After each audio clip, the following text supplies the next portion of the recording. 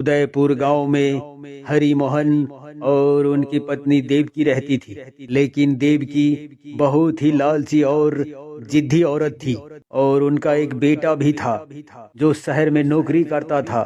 उनका नाम बल्लू था। हाँ जी, सुनते हो, मेरा बेटा बल्लू नौकरी करने लगा। मैं सोचती हूँ क्यों न बल्लू को शादी कर दूं। अरे भाग्यवान, मैं भी सोचता हूँ कि नई नवेली दुल्हन घर में आ जाए। मुझे बहू से अच्छी दहेज चाहिए। कल सविता का बेटा शादी करके आया, इतना सारा दहेज दिया कि पूरे गांव में चर्चा है। अरे भाग्यवान, इतना लालची बनना ठीक नहीं है। मैं तो समझता हूँ कि दहेज लेना भीख मांगने की बराबर है। इंसान के पास जो है उसी में खुश रहना चाहिए। तुम चुप रहो जी। दहेज लेना देना पाप नहीं बल्कि दुनिया का दस्तूर है। अरे भाग्यवान, तुम 21वीं शताब्दी में 10 शताब्दी वाली बात क्यों करती हो? अरे पहले का जमाना था जो इंसान में शिक्षा और चेतना की कमी थी। अभी 21वीं शताब्दी में इंसान नए सोच और चेतना के साथ जी रहे हैं। 21वीं शताब्दी में लोग पैसे का जीता है क्या? चाहे शताब्दी कोई सी भी रहे, इंसान को पैसा चाहिए। अरे भाग्यवान, इंसान को जीने के लिए पैसा चाहिए, लेकिन जिंदगी में पैसा ही सब कुछ नहीं है। पैसों से वस्तुएं खरीदी जा सकती है पर जिंदगी नहीं, समझी ना? मैं सब कुछ समझती हूँ, लेकिन बल्लू के शादी में हमको दहेज चाहिए। तुम्हारी जो मर्जी वही करो। मैं जा रहा हूँ तीर्थ यात्रा के लिए, समझी ना? तुम अपना ख्याल रखना। इतना कहने के बाद वो तीर्थ यात्रा के लिए चला जाता है। अगले दिन देवकी सविता के घर जाती है शक्कर मांगने की बहाने। तभी अरे सविता, मैं तो तुमसे ही मिलने आ रही थी। क्यों, क्या काम है देव की बहन? थोड़ी सी शक्कर चाहिए। ठीक है, मैं बहू को बुलवा के मंगवा लेता हूँ। मैं सुना हूँ कि तुम्हारा बेटा के शादी में बहुत सारा दहेज दिया। मैं भी सोचती हूँ कि अपने बेटा बल्लू के शादी कर लूँ। तुम गलत सुनी है देवकी, लेकिन सारे गांव में मालूम है। देखो देवकी, लोग बोलता है तो बोलने दो, हमको कोई फर्क नहीं पड़ता है। देवकी शक्कर लेकर घर चली आती है। अरे बल्लू, तुम, ये लड़की कौन है? माँ, ये निशा है और हालात ऐसा हो चुका था कि हम दोनों को शादी करना पड़ा। हे भगवान, ये सब क्या देख रही हूँ मैं? तुमने क्या किया बल्लू? सारे गांव में नाक कटवा दिया शादी करके। अरे माँ, सारा बात यही पूछोगी कि घर में तो आने दो। ठीक है ठीक है। तभी निशा और बल्लू घर के अंदर प्रवेश करता है। ये क्या, बल्लू ने हमको बताया नहीं और शादी कर लिया? ये बेवकूफ लड़की से पता लगाना पड़ेगा। उधर निशा को लेकर बल्लू अपने कमरे में जाता है और कहता है, निशा, तुम चिंता मत करो, तुम्हें यहाँ किसी भी प्रकार की कोई दिक्कत नहीं होगा। मैं जानती हूँ कि आपका रहते हुए मुझे कोई प्रकार का दिक्कत नहीं होगी, लेकिन माँ जी मानेगी तब ना। निशा, तुम टेंशन मत लो, मैं माँ को किसी भी बहाने मना लूंगा। आखिर माँ तो माँ होती है। ठीक है जी, जल्दी आइएगा और बताइएगा कि माँ जी ने क्या कहा। हमको बहुत डर लग रही है। कोई डरने वाली बात नहीं है, मैं अभी गया और अभी आया। वहां से बल्लू माँ के पास जाने लगता है। माँ, मुझे माफ कर दो, मैं पिताजी और आपको बताए बगैर शादी कर लिया, मुझे माफ कर दो माँ। ये लड़की कौन है? इसका जात गोत्र क्या है और कैसी खानदान का है? इनका पास धन दौलत है कि नहीं है, तुमको पता है? मैं ये सब नहीं जानता हूँ माँ। फिर तो लगता है ये लड़की जादू टोना करके तुमसे शादी कर लिया। ऐसी बात नहीं है माँ, हम दोनों एक दूसरे को स्कूल टाइम से ही जानते हैं।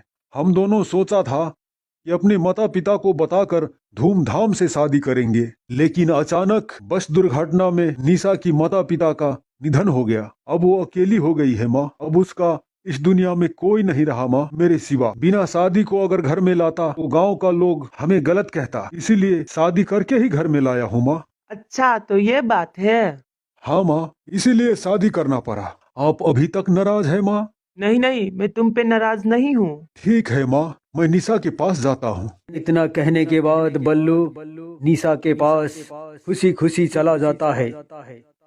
अच्छा, तो ये बात है। अगर अभी मैं कुछ करती हूँ तो ये हमें छोड़ के चला जाएगा उस लड़की के साथ, लेकिन मेरा इजाजत के बगैर शादी किया मेरा दहेज बुरा दिया। मैं ऐसी हालात करूंगी कि वो घर छोड़ के भाग जाएगी। अरे निशा, माँ हमारे शादी से बहुत खुश है और हमें कुछ कहा भी नहीं। मैं तो बहुत ही डर गई थी कि क्या होगा और बहुत परेशान भी थी। अब तुम्हें डरने की और परेशान होने की कोई जरूरत नहीं है निशा। खुश हो जाओ निशा। आप बोल रहे थे कि घर पे माँ और पिताजी है, लेकिन माँ तो है, पिताजी कहाँ है? पिताजी तीर्थ यात्रा पर गए हुए हैं।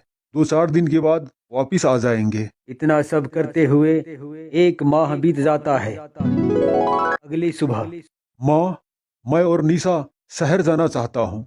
वहाँ बहुत सारा काम रुका हुआ है। देखो बल्लू, तुम शहर जाना चाहते हो तो जाओ, लेकिन बहू को 1 महीना रहने दो। गांव का तौर तरीका सीख लेगी और तुम्हारा पिताजी भी तीर्थ करके आ जाएगा। तुम ठीक कहती हो माँ। मैं निशा को 1 महीने बाद ही लेके जाऊंगा। अभी चलता हूँ माँ। इतना कहने के बाद बल्लू निशा के पास चला जाता है। देखो निशा, मैं जा रहा हूँ। तुम माँ का ही साथ रहना और माँ कुछ भी बोले उनकी बातों का कोई जवाब मत देना। ठीक है जी, अगले महीने आकर अपने साथ ले जाओगे ना? माँ भी बोली है कि अगले महीने हम दोनों एक ही साथ रहेंगे। ठीक है जी, अपना ख्याल रखना और टाइम से खाना खा लेना। इतना सब करने के बाद बल्लू काम करने के लिए शहर की तरफ चला जाता है। हे भगवान, अब क्या होगा? बल्लू चला गया, अब ये अकेली घर में है। कैसे भी करके इस चुड़ैल को घर से निकाल दूंगी। बहू, अरे बहू। तभी वहाँ निशा आती है। जी सासू माँ, कहिए क्या काम है? तुम्हारी माता पिता के निधन के बाद तुम्हारी संपत्ति का क्या हुआ? हमारे पास कोई संपत्ति नहीं है। हमारा पिताजी शहर में छोटा मोटा काम करता था। हम लोग किराए के घर पे रहते थे। तुमने हमारे बेटे को संपत्ति देख के शादी किया, जादू टोना करके? नहीं माँ जी, मैंने बल्लू को संपत्ति देखकर नहीं शादी किया। तुम इतनी गरीब हो और तुमको इतनी घमंड है। बेहतर होगा कि तुम ये घर छोड़ के चली जाओ। मैं बल्लू के साथ शादी किया है जिंदगी बिताने के लिए, उसे छोड़ने के लिए नहीं। इतना कहकर निशा चली जाती है। आज मैं इसे छोड़ूंगी नहीं, घर से बाहर निकाल के रहूंगी।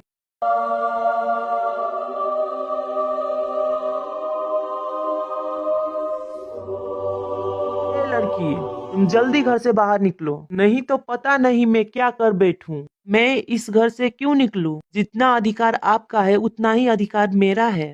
ठीक है, तुम 10 लाख दो दहेज के तौर पे। माँ जी, मैं गरीब हूँ, कहाँ से ला के दूं 10 लाख? तुम जवान चलाती है, रुक मैं अभी तुमको दिखाती हूँ। रुक जाओ माँ। बल्लू तू? हाँ माँ, कुछ जरूरी पेपर मैं घर पर ही भूल गया था, इसीलिए मुझे अचानक आना पड़ा। और जब मैं घर वापस आया तो देखा आप दोनों को लड़ते हुए, और मैं उस घर के कोने पर खड़ा होकर सारी बातें सुन लिया हूँ माँ। अरे बेटा, मैं सोच भी नहीं सकता माँ कि तुम अपनी बहू को इतना परेशान कर सकती हो। ये मेरे लिए शर्म की बात है कहना कि तू मेरी माँ है। चलो निशा, मैं यहाँ एक पल भी नहीं रुकना चाहता। शर्म की मारे देवकी कुछ नहीं बोली। निशा और बल्लू शहर की तरफ रवाना हो जाता है। अगले दिन अरे भाग्यमान, यहाँ क्या सोच रही हो? सारी गलती तुम्हारी है। मैं बल्लू का पास गया था, सारा कहानी सुनाया मुझे उसने। मैं अपने किए पर बहुत ही शर्मिंदा हूँ। देखो भाग्यवान, बहू घर में लक्ष्मी की रूप होती है और तुमने लक्ष्मी जैसी बहू को घर से निकाल दिया, वो भी दहेज के कारण। जरा सोचो देवकी, तुमने कितना बड़ा पाप किया। आज के बाद किसी भी लालच में नहीं पड़ूंगी। आप किसी भी तरह बहू और बेटे को मना के ले आइए। खैर चलो, देर सही तुम्हें समझ में आ ही गया।